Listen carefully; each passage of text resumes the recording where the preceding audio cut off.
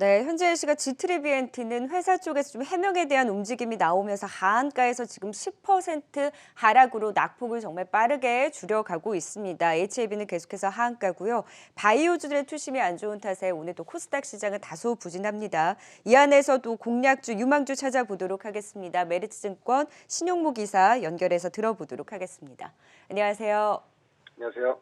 네, 오늘은 개별 이슈에 따라 관련주들의 움직임은 활발한데 또 바이오주의 투심은 다소 위축되어 있습니다. 이 안에서 공략주 어디에서 뽑아오셨을까요? 일단 삼성전자 이제 말씀드릴 때가 된 것 같고요. 다들 아시겠지만 지금 반도체 이것저것에서 쇼티지라는 얘기도 나와 있고 얘기를 하고 이제 비메모리 쪽이죠. 특히 이제 비메모리 쪽 차량용 반도체 구하기 힘들어서 GM 같은 경우는 일부 공장이 지금 가동이 안 된다.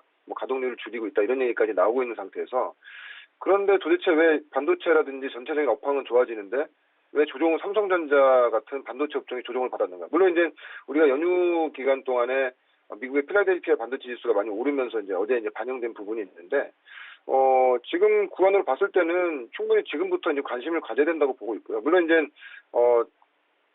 지금 삼성전자라든지 그동안의 반도체 업종들이 조정받았던 가장 큰 이유가 어떤 이런 펀더멘털 이슈보다는 수급 이슈가 가장 컸던 것 같습니다. 보시면 아시겠지만 삼성전자 같은 경우에는 연기금이 지금 계속 지속적으로 매도가 나오고 있고 연기금 매도세야 삼성전자뿐만이 아니라 우리나라 전체 전반적으로 지금 증시에 계속 어떤 압박 요인이 되고 있는데 3월까지 연기금 좀 매도 물량이 나올 수 있다, 상반기까지도 나올 수 있다 이런 얘기가 있고요. 특히 삼성전자 같은 경우에는 MSCI 지수의 편입 편출에 따른 글로벌 자금들도 지금 들어오는 자금들, 나오는 자금들이 많다 보니까 그런 부분에 있어서 이제 기관과 외국인의 수급에 의해서 진짜 말 그대로 수급적인 이슈죠. 수급적인 이슈에 의해서 주가가 지금 눌려 있는 상태거든요. 그렇지만 이제 작년 4분기 실적 굉장히 잘 나왔고요. 그리고 이제 거기서 좀 주목해 볼 만한 것은 이제 새로운 주주환원 정책에 대한 이 방향성이 나왔는데 물론 지금 3년간 정규 배당을 한 9.8조 정도, 거의 10조 정도를 하겠다는 얘기가 있고 그 외에 또 특별 배당도 하겠다는 얘기가 있는데 사실은 좀 시장에서 좀 원했던 거는 그거보다 더 큰 배당을 좀 원했던 것 같아요. 왜냐하면 이제 다들 아시겠지만 이게 상속세 이슈 관련돼 가지고 배당을 더 크게 가서 상속세 이슈를 좀 해소하고자 하는 좀 의지가 있을 거다 이런 기대감이 있었는데 생각보다는 좀 밋밋했죠. 근데 오히려 그것을 좀 더 좋게 해석하는 그런 경향들이 있습니다. 왜냐면은 결론적으로는 이 회사의 어떤 이익률을 훼손해 가면서 상속을 위해서 그렇게 배당을 많이 가져갈 수 있는 거에 대한 의구심이 있었는데 사실 그런 거 부분에 대해서는 아주 클린하게 그냥 해소시킨 점이 되게 좀 시장에서는 굉장히 좋게 보는 것 같고 삼성전자 본업에 대해서 말씀드린다고 하면은 작년 4분기에 재고를 굉장히 많이 소진을 했습니다. 재고를 많이 소진했다는 것은 앞으로 이제 재고가 남은 수치가 적다는 것이고요. 그로 인해서 어떤 디램이라든지 낸드 플래시 쪽의 가격이 지속적으로 이제 좀 상승할 수 있는 그런 전반적인 어떤 큰 흐름으로 돌아섰다. 그러니까 상반기엔 좀 그런 이슈로 갈 것 같고요. 특히 지금 디램이나 낸드 플래시 쪽에 지금 포커싱이 아니라 파운드리 부분에 대한 거죠. 비메모리 쪽의 파운드리에 대한 부분인데 다들 아시겠지만 TSMC나 삼성전자만큼의 어떤 파운드리를 갖추면서 고객사의 어떤 니즈를 맞춰줄 수 있는 회사는 없습니다. 그렇기 때문에 파운드리에 대한 어떤 이 프리미엄을 이제 줘도 되는 그런 구간으로 보고 있고 특히 디램과 삼성전자의 어떤 상반기 핵심 포인트로 보신다고 하면은 디램과 낸드 플래시의 어떤 그 업황의 회복의 이제 본격화가 이제 상반기에 예상이 되고요.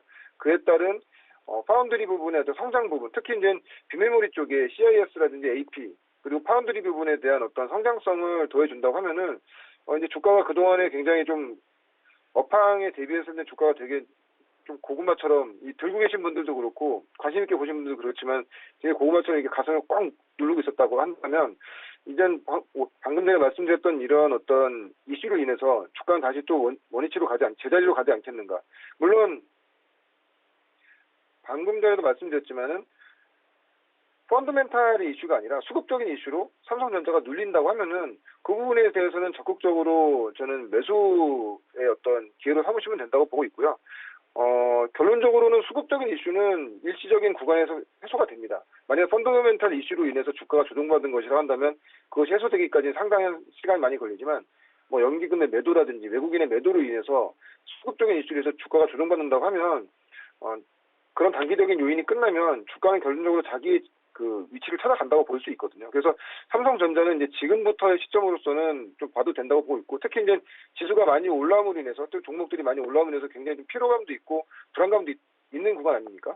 그런 구간에서 본다고 하면 삼성전자는 현재 구간에서는 상당히 좀 매력적인 구간이 아니겠는가 생각하고 있고요. 목표가는 10만 원, 손절가는 7만 7천 원 정도로 잡고 관심 있게 보시면 좋을 것 같습니다.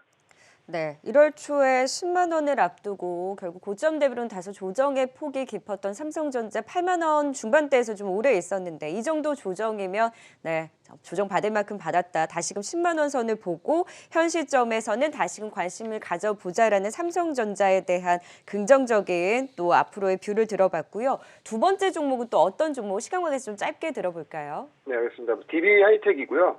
역시 뭐 펀더멘탈은 변한 게 없습니다. 다들 아시겠지만 비메모리 쪽의 어떤 공급이 워낙 타이트하기 때문에 특히 이제 1분기부터 작년에 이제 판가 인상한 10%에서 20% 판가 인상한 그런 인상단 제품들이 나가면서 1분기 실적이 굉장히 개선될 것으로 예상되고 있거든요.